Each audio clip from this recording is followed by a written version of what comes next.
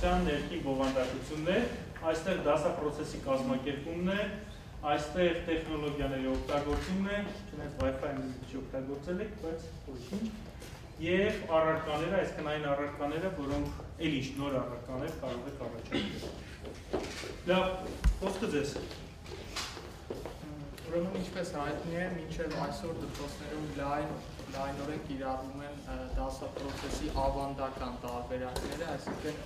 իրանից առանձնացված դասախոսություններ, հետո դրիվ առանձին որպես գործնական պարապմունքներ,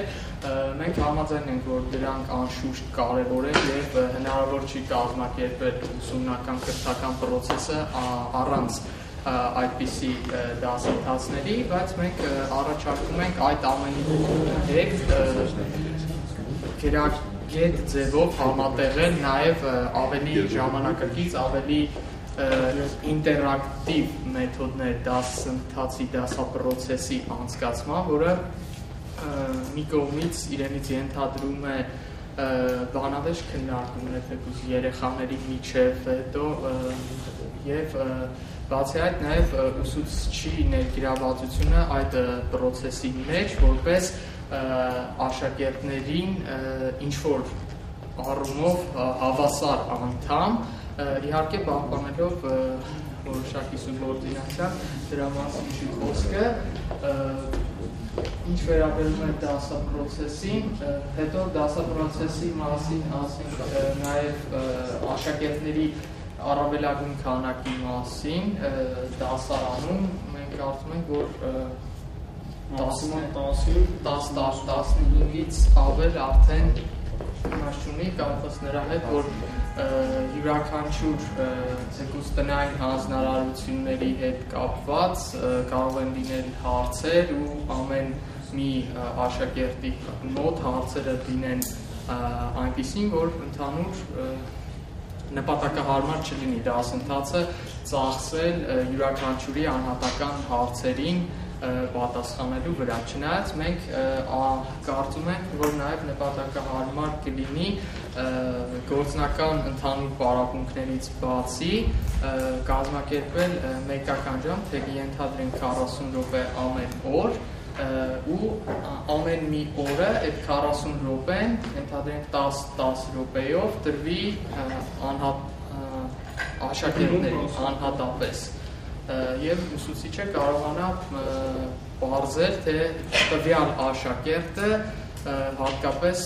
ինչ դժվարություններ ունի կապված նյութի հետ եւ որ մասերն էլ իրեն ավելի հետաքրքրում ու կցանկանար ավելի լայնացնել իր գիտելիքները այդ հարցերի շուրջ։ Ուսուցիչների որակավորման հետ կապված պետք է լինեն լուրջ մասնագետներ, որոնք նախ հոգեբանություն լավ ունենան եւ մանկավարժություն, բացի այդ շատ լավ տեղեր պետք է լինեն հենց իրենց առարկային եւ իրենց առարկայի հետ կապված արդի խնդիրներին եւ ներկայումս տեղի ունեցող բոլոր պրոցեսներին, որպեսզի ցանկացած հարցերի դեպքում կարողանան երեխաներին պատասխանել։ Ուսուցիչները պետք է ունենան լայն մտահորիզոն, ինչպես նշեց մեր թիմի անդամներից մեկը, նա օրինակ բերեց Էյնշտեյնին, որ Էյնշտեյնը ի տարբերություն մնացած բոլոր դասախոսների, ովքեր լայն մեծ շպարգալկաներով գալիս են եւ բառացի կարգում են դասախոսության ժամանակ իրենց նյութը եւ չեն կարողանում պատասխանել դուրսից հարցերին, դասախոսը մեր դասատուն ուսուցիչը պետք է մեր պատկերացմամբ լինի լայն զարգացած, ժամանակակից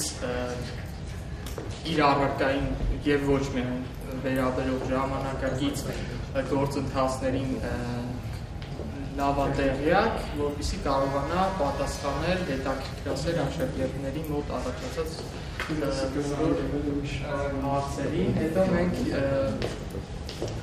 այստեղ պատկերված է ստիլոգրաֆ։ Այստեղ ոչ ֆորմալիզացված շփում պետք է լինի, այսինքն աշակերտները, որոնք մասնակցեն թե աշակերտները եւ թե ուսուցիչները, այդ դեպքում այսինքն աշակերտները կճանաչեն իրենց ուսուցիչներին ոչ միայն որպես մասնագետ, որպես ուսուցիչ, այլ նաեւ որպես մարդ, այսինքն օրինակ այստեղ պատկերված է, որ ուսուցիչը շախմատ է խաղում երեխան, ու ոչ միայն շախմատ կարող է լինել, ասենք ցանկացած տիպի ինչ-որ սպորտային խաղեր, կամ եթե տեղանան որոշակի արշավներ, ուսուցիչները կարող են մասնակցել նման արշավներին եւ հենց առաջնորդել երեխաներին, այսինքն տարբեր պայմաններում շփվեն աշակերտները ուսուցիչների հետ, դա բնականաբար կնպաստի նրանց փոխհարաբերությունների լավացմանը եւ փոխըմբռնմանը, որի արդյունքում հենց դասի process-ը ավելի սահուն կդառնա։ Բարեկամական մթնոլորտի, ընկերական մթնոլորտի խորացման ուսուցչի եւ աշակերտների միջեւ իհարկե ստարերը չեն ենթադրում, որ ասենք դասական պարտության դեպքում կարող է քննության ժամանակ Ինչ շախմատով կրես կդնես, պատկերված է նաև աշակերտների անմիջական մասնակցությունը գիտական պրոցեսին լաբորատորիաների միջոցով եւ իհարկե որոշակի սահմանների շրջանակում են, բայց ինչքան լավ կլինի, երբ մի օր աշակերտը գա եւ ասի չափազանց ասած մայրիկ ես այսօր ռեակտոր եմ գործի գցել, կամ նման մի բան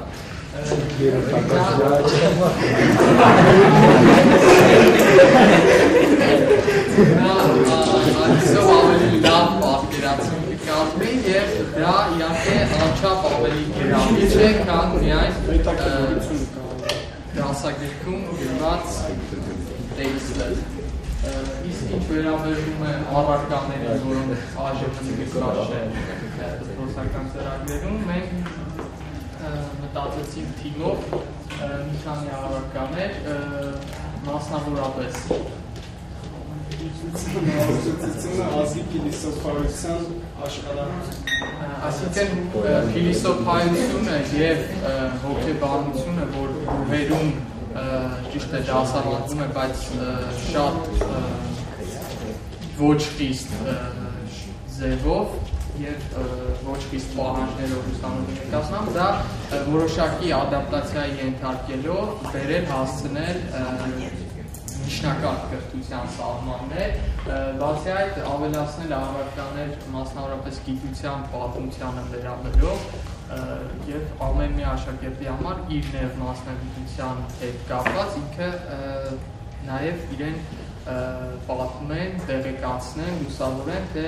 գիտությունը ինչ ընթացք է ունեցել, ինչից է ծագել, ինչ ուղղությամբ է զարգացել եւ ինչպես նաեւ ինչ հեռանկարներ կան։ Այսինքն ցանկացած աշակերտ, որ առնչվում է որոշակի օրենքի հետ, ինքը նաեւ իմանա, թե օրենքը ինչպես է հայտնագործվել, դրա պատմությունը, մասնավորապես հնարավոր է որոշակի ինչ-որ հետաքրքիր դեպքեր, միջադեպեր կախված նման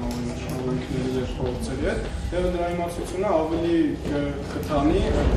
հետաքրքրությունը եւ պիտի նրանց ավելի հետաքրքրությամբ ու հաճույքով սովորել նման օրենքները։ Բացի այդ, դասապրոցեսում ծրագրում անհրաժեշտ է ներառել ազգային ինքնագիտակցության, հայրենասիրության դասընթաց կարելի անվանել, որի նպատակն է սերմանել ազգասիրությունը աշակերտների մեջ եւ կարողանալ նրանց մատչելի ձևով մատուցել, որպեսզի նրանք գիտակցեն, որ իրենք մի ազգ կոչվող մի մեծ հասարակության անբաժան մասնիկն են եւ դրանից հետո նրանք կարողանան վերաբերվել այն բոլոր մարդկանց, որոնք ընդհանրապես իրենց ազգակիցներն են, վերաբերվել որպես իրենց բարեկամների, քույրերի եւ եղբայրների։ Բացի այդ նաև բարեկեցողության կանոնները, այսինքն դպրոցը ավարտողները պետք է մինիմալ ինչ-որ էթիկայի կանոնները գոնե տիրապետեն, այսինքն ընդհանուր նրանց զարգացվածության մակարդակը պետք է որոշակի վարժություններ լինի։ Այստեղ կան նաև էլեկտիվ կուրսեր, այսինքն ըստ երեխաների ցանկության կարող են լինել տարբեր կուրսեր, կախված թե մշակութային որոշակի արվեստի հետ, կախված սպորտի հետ, ինչ-որ երաժշտության հետ, ինչպես արդեն նշվեց։ Մի խոսքով տարբեր լեզուներ, որոնք էլի ընտրական ձևով կարող են ընտրվել երեխաների կողմից եւ հետո այստեղ լեզուները նշված չեն, առնվազն 2 օտար լեզու պարտադիր պետք է տիրապետ են, ընդ որում ոչ այն մակարդակով, որով որ հիմա ուսուցանում են դպրոցների մեծ մասը։ Եվ այդ ամենից բացի նաև պետք է մտցնել խրախուսել լավ առաջադիմություն ունեցող աշակերտներին, թեկուզ ասենք թատրոշակների կամ